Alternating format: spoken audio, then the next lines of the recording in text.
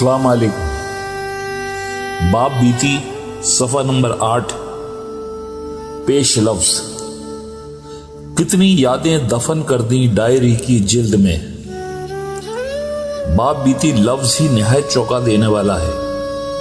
ہم نے اور سب نے ہمیشہ آپ بیتی یا جگ بیتی سنا ہے۔ لوگ اپنی داستان لکھتے ہیں، خود لکھ رہے ہوتے ہیں، اس لیے وہ آپ ہوتے ہیں۔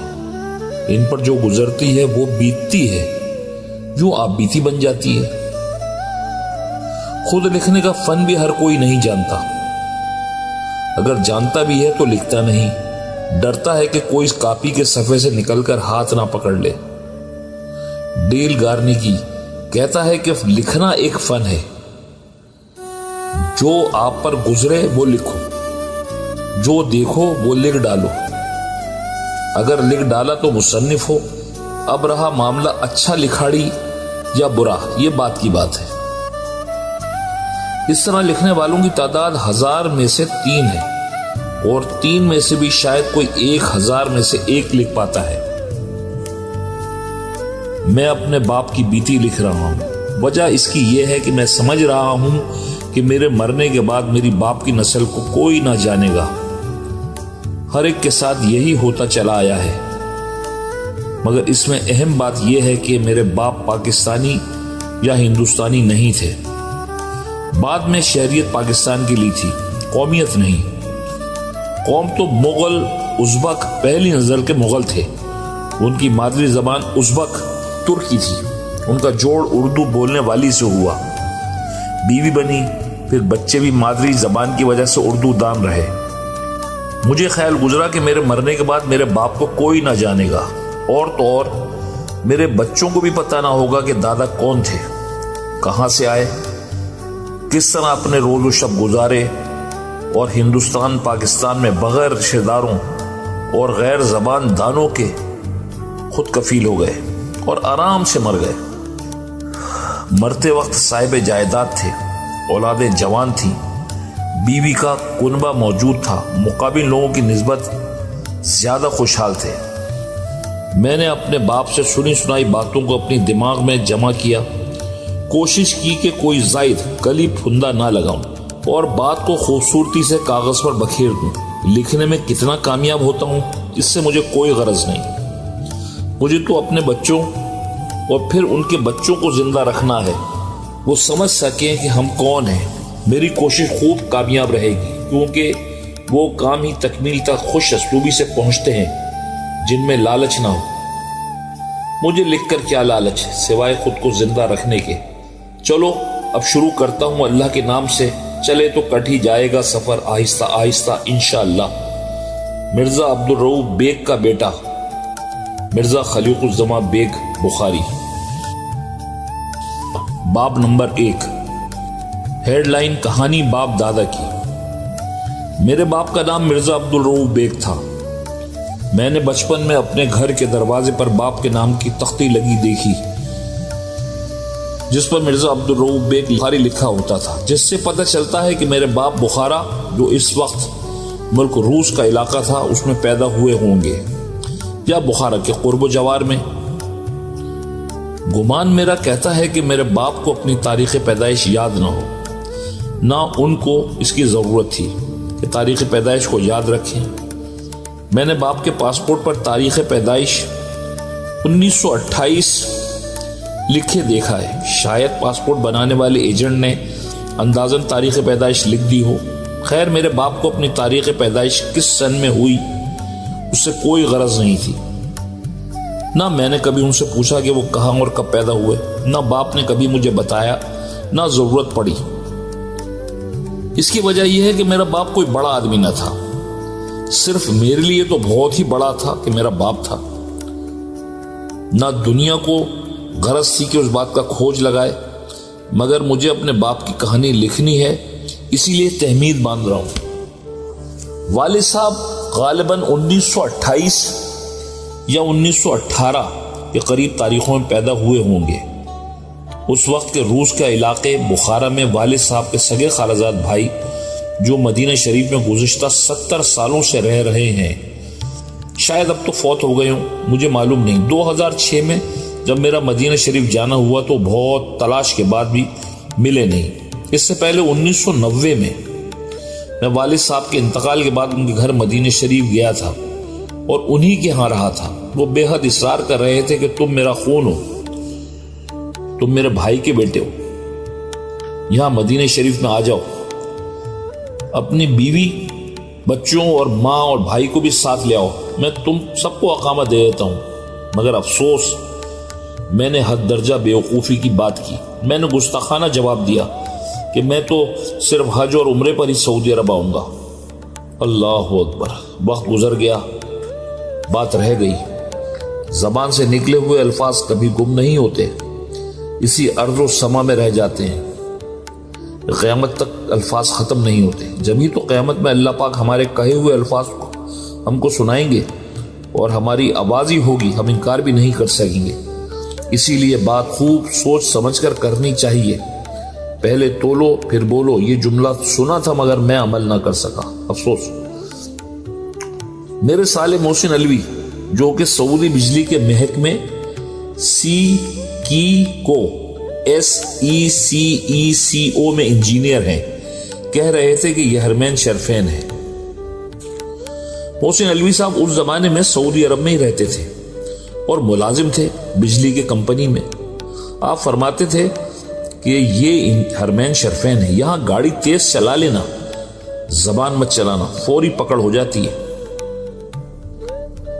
جب میں نے اپنے چچا عبد الکریم مزاری سے 1990 میں ملا تو انہوں نے بتایا تھا کہ تمہارے والد صاحب بخارا میں پیدا ہوئے تھے، وہ خود مزار شریف میں، جو کہ افغانستان کے آخری سرے پر علاقہ ہے، وہ وہاں پیدا ہوئے تھے، باوجہ وہ مزاری کہلاتے تھے۔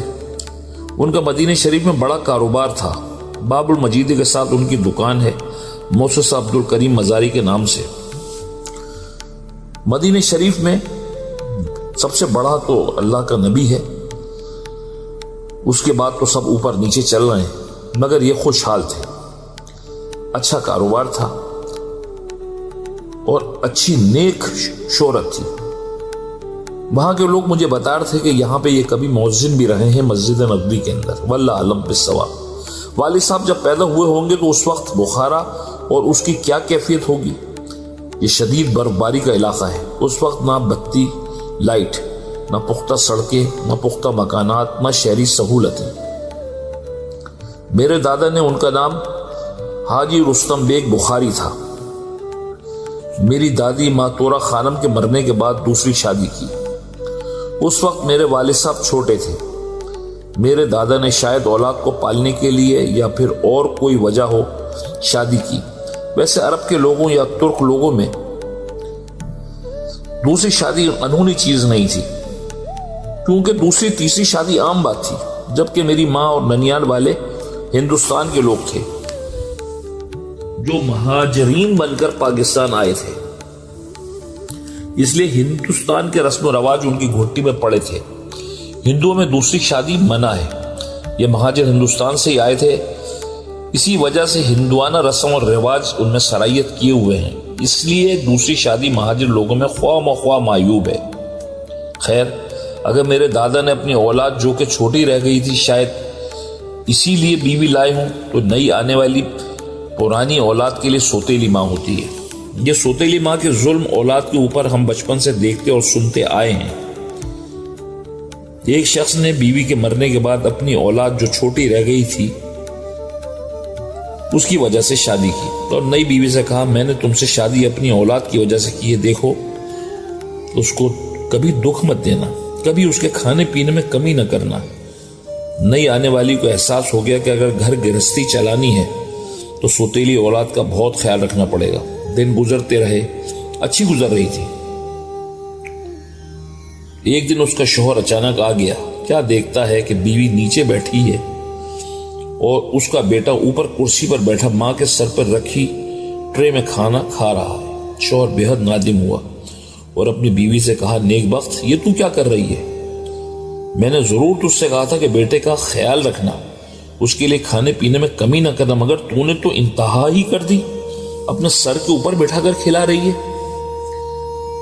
بیوی نے نہایت عاجزی سے کہا سرکار آپ کا حکم سر آنکھوں پر، میں آپ کے حکم کو تو بجا لا رہی ہوں، اس کو سر پر کھانا رکھ کر اس لیے کھانا کھلا رہی ہوں کہ میں اس کو اپنے سامنے کھاتا دیکھ نہیں سکتی، یہ میری مجبوری ہے، اور آپ کے حکم تنگی نہ ہو اس کا میں سوچ بھی نہیں سکتی، بوجہ اس کا حل میں نے یوں تلاش کر لیا۔ واقعی سچ ہے، جس سے محبت ہو آدمی اس کو ہی خوش دلی سے کھانا کھلا سکتا ہے، چائے پلا سکتا ہے۔ ہم کسی گھر جائیں اور وہ ہم کو چائے پانی کا نہ پوچھے تو ہم کو بہت دکھ ہوتا ہے، ہم کو احساس ہو جاتا ہے کہ اس کو ہم سے کوئی لگاؤ نہیں اور ہمارا آنا اس کو اچھا نہیں لگا، حالانکہ ہم چائے پانی کے بھوکے نہ تھے، مگر ہماری دلی کیفیت ہم پر حاوی ہو جاتی ہے۔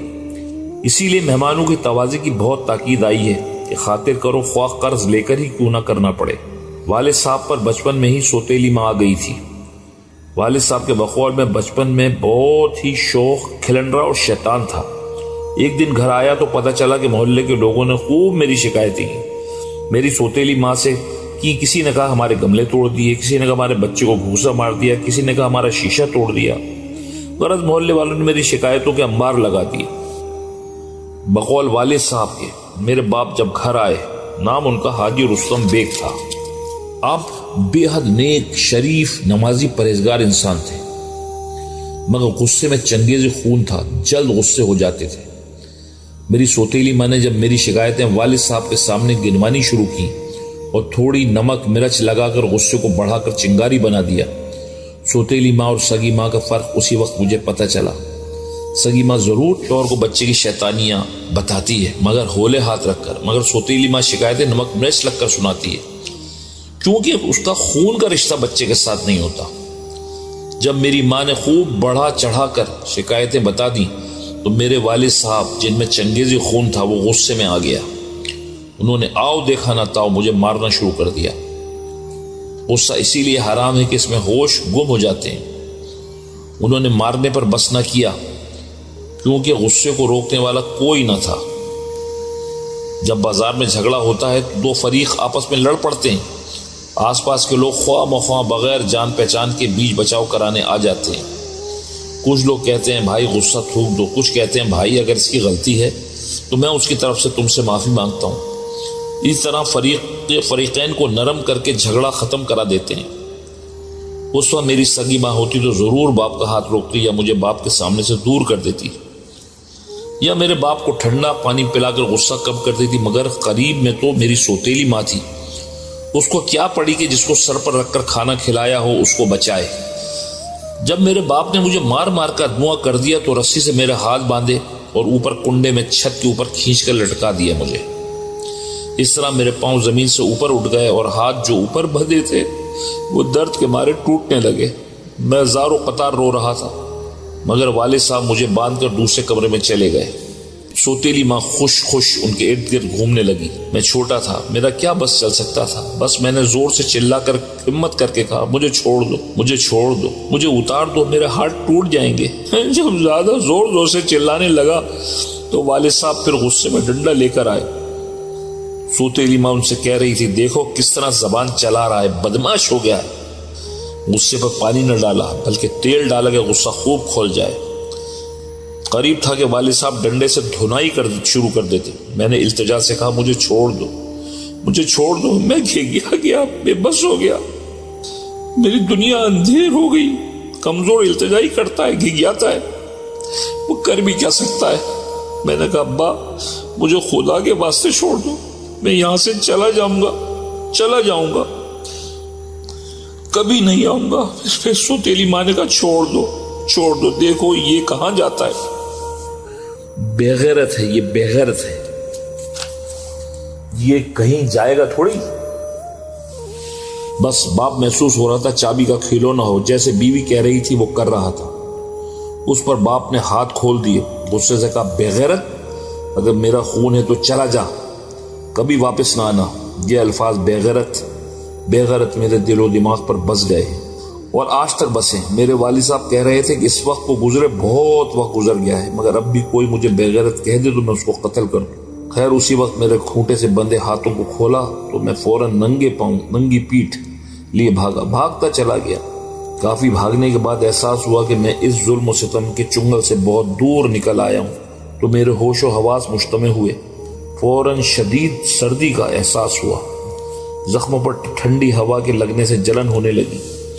فوراً اس لمحے ننھے سے ذہن میں اس وقت شاید میری عمر 8 سال ہو کہ اب میں کدھر جاؤں۔ میری خالہ میری ماں کی سگی بہن 1 فرلانگ کے فاصلے پر رہتی تھی، یہی سہارا مجھے اس وقت نظر آیا۔ ماں کا نعم البدل خالہ ہی ہو سکتا ہے۔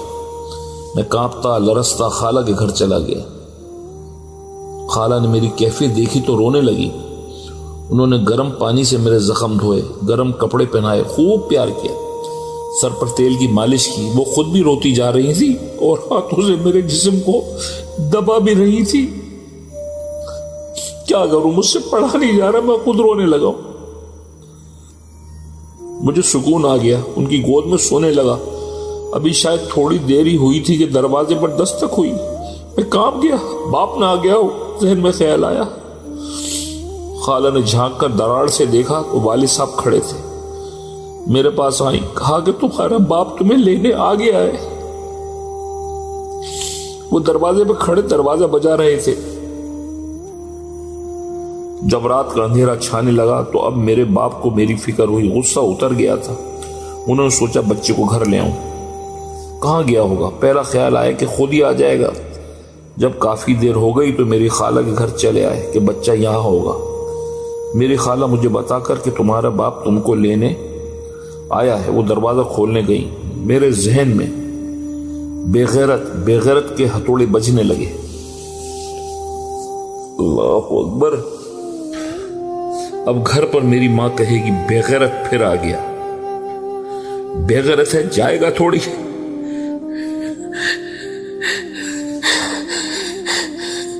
اسی لمحے میں تیزی سے اٹھا اور خالہ کے گھر کے پچھلے دروازے سے نکل گیا۔